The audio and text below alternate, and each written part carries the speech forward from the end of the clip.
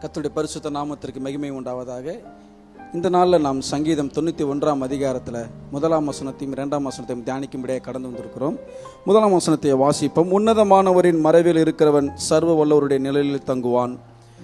2ஆம் வசனம், நான் கர்த்தரை நோக்கி, நீர் என் அடைக்கலம், என் கோட்டை, என் தேவன், நான் நம்பி இருக்கிறவர் என்று நான் சொல்லுவேன் என்று சொல்லி சங்கீதக்காரன் தாவீது தன்னுடைய அனுபவத்தை குறித்து இங்கு இவர் சொல்லியிருக்கிறதை குறித்து நாம் பார்க்கிறோம். பிரியமானவர்களே, இங்கே பார்க்கிறோம், உன்னதமானவரின் மறைவில் இருக்கிறவன் சர்வ வல்லவருடைய நிழலில் தங்குவான் என்று சொல்லி பார்க்கிறோம். 2வது வசனத்தை பார்க்கும் பொழுது, நான் கர்த்தரை நோக்கி, நீர் என் அடைக்கலம், என் கோட்டை, என் தேவன், நான் நம்பியிருக்கிறவர் என்று நான் சொல்லுவேன் என்று சங்கீதக்காரன் இங்கே சொல்லுகிறதை குறித்து நான் பார்க்கிறோம்.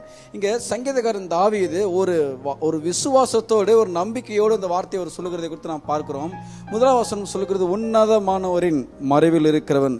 அப்போ யாருக்கு ஆண்டவர் அடைக்கலமாக இருப்பார், கோட்டையாக இருப்பார், அவர் என்னுடைய தேவனாக இருப்பார் என்று நான் நம்பியிருக்கிறவன் என்று எப்படி சொல்ல முடியும்னா, அங்கே முதல் வசனம் சொல்லுது உன்னதமானோட மறைவில் இருக்கிறவன்.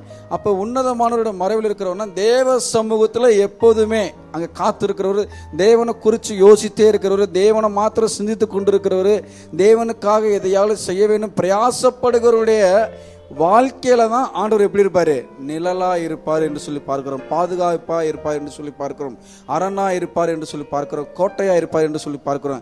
அப்ப தேவ சமூகத்துல இன்னைக்கு காத்திருக்காம இன்னைக்கு எப்படி பார்க்கிறோம்னா, இன்னைக்கு 2 விதமான வாழ்க்கை இன்னைக்கு மனுஷனுடைய வாழ்க்கையில காணப்படுகிறது. எப்படின்னா, முதலாவது பார்க்கும் பொழுது தேவ சமூகத்துல தங்குகிறவனா இருக்கிறோமா அல்லது விசிட் செய்கிறவரா இருக்கிறோமா. 2 காரியம். விசிட் செய்கிறவன்னா, இன்னைக்கு காலையில் எழுந்திரிச்சு என்ன செய்வோம், ஜோம் பண்ணுவோம், ஒரு வசனத்தை வாசிப்போம், என்ன செய்வோம், அதுக்கப்புறம் கடந்து போயிடுவோம். இது விசிட். அப்ப தங்குகிறவன் அப்படின்னு சொல்லி பார்க்கும்போது யார் தங்குவானா, தேவனுடைய வசனத்துல காத்திருந்து தேவனுடைய வசனத்தை ருசி பார்க்கிறவனா, தேவனுடைய வார்த்தைக்கு தன்னுடைய வாழ்க்கையை அர்ப்பணித்து ஒப்பு கொடுத்து இருக்கிற மனுஷனுடைய வாழ்க்கையில தான் ஆண்டவர் அடைக்கலமாக இருப்பார்னு சொல்லி பார்க்குறோம். அப்போ இன்றைக்கி நம்ம வாழ்க்கையை நாம் என்ன செய்ய வேண்டியது இருக்குதுன்னா, யோசித்து ஆராய்ந்து பார்க்க வேண்டியதாக இருக்கிறது. பிரியமானவர்களே, இப்போ பார்க்குறோம், நம்ம என்ன சொன்னால் தேவ சமுத்திரம் நம்ம தங்குகிறவனாக இருக்கிறோமா அல்லது விசிட் செய்கிறவராக இருக்கிறோமா, நம்ம என்ன செய்யணும், யோசித்து பார்க்கணும்.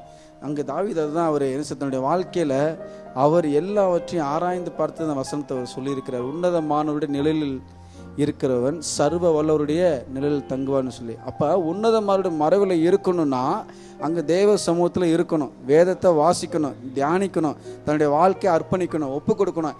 இதை நம்ம வாழ்க்கையில் நம்ம செய்தால் மாத்திரம்தான் அங்கே தாவீது எப்படி விசுவாசத்தோடு நம்பிக்கையோடு அவர் சொல்ல முடிந்ததை, நீர் என் அடைக்கலம், என் கோட்டை,